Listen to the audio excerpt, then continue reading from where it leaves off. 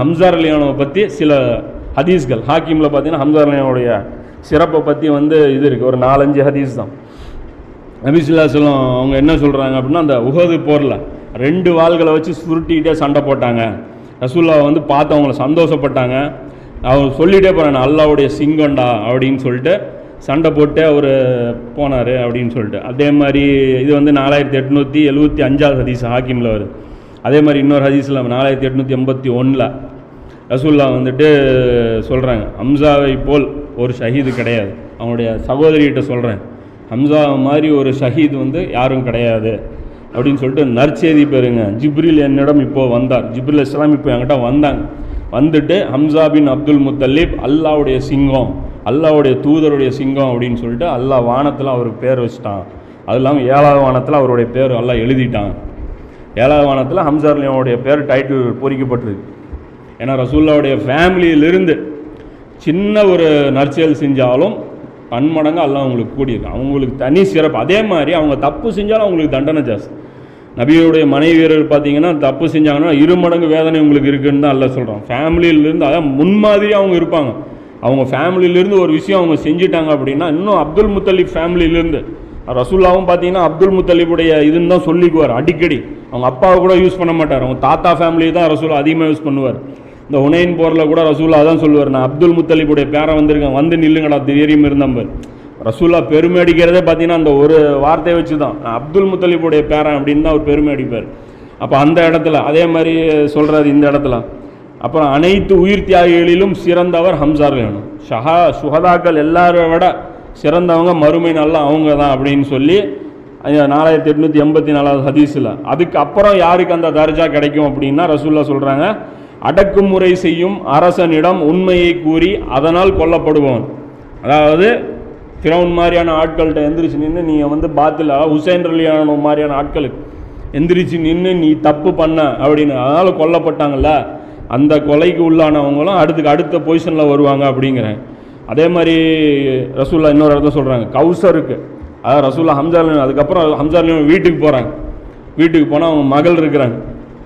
மகளுக்கு போயிட்டு பாசமாக உட்காந்து பேசி ரசூலுல்லாஹ் சொல்கிறாங்க, என்னுடைய நீர் தடாகத்துக்கு வர்றவங்களே உங்கள் வீட்டுக்காரங்க தான் எனக்கு ரொம்ப பிடிக்கும் அப்படிங்கிறாங்க. ஹம்சா ரலியல்லாஹு வர்றதை எனக்கு பிடிக்கும்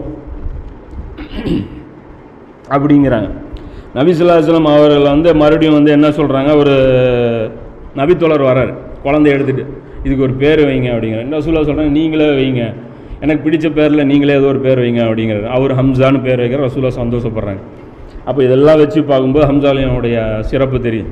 அதே மாதிரி புகாரியில் ஒரு ஹதீஸு, இந்த ஹதீஸு எத்தனை பேர் கேள்விப்பட்டிருக்கீங்க, இந்த ரொம்ப ஒரு மாதிரியாக இருக்கும் ஹதீஸு. 2375 ஹதீஸ். என்னன்னா, அலி ரலியல்லாஹு ஒரு ஒட்டகம் வாங்கி வச்சுருப்பாங்க. ஃபாத்திமா ரலியல்லாஹுக்கு விருந்து திருமண மகர் கொடுக்கறதுக்காக ஒரு ஒட்டகம் வாங்கி வச்சுருப்பாங்க. வெளியே கட்டி வச்சுருப்பாங்க. சரின்னு சொல்லிட்டு இவர் ஒரு வேலையாக போயிட்டு வருவார். வயல் வரைக்கும் ஒரு வேலையாக போயிட்டு வருவார். பார்த்தா அந்த ஒட்டகம் செத்து கிடக்கும். ஒட்டகத்துடைய திமில் கட் பண்ணி தனியாக கிடக்கும். ஒட்டகம் குத்துரும் கொலையரமா கைமா மாதிரி கிடக்கும். பார்ப்பார், யார் இதை பண்ணாங்க அப்படிம்பார். ஹம்சா ரலியல்லாஹு பண்ணிட்டாரு அப்படின்னு ஒன்று. அலி ரலியல்லாஹு பயங்கரமாக கவலைப்படுவாங்க. கோபம் இல்லை, கவலைப்பட்டு ஐயோ இப்படி இவர் பண்ணிட்டாரா அப்படின்னு சொல்லிட்டு நேராக போய் ரசூலுல்லாஹ்ட்ட போவாங்க. ரசூலுல்லாஹ்ட்ட போயிட்டு இந்த மாதிரி பாருங்கள், இதுக்காக வச்சுருந்த ஒட்டகம் இவர் எடுத்து இப்படி பண்ணிட்டாரு அப்படின்னு. அப்போ ரசூலுல்லாஹ் போவாங்க. போனால் ஒரு மது பரிமாறக்கூடிய ஒரு சபை, அதாவது சாராயம் பரிமாறக்கூடிய ஒரு சபை. அப்போ சாராயம் தடை செய்யப்படலை. அப்போ அந்த சபையில் இவர் என்ன பண்ணுறாரு, ஒருத்தன் இவரை உசுப்பேற்றி விட்டுறான்.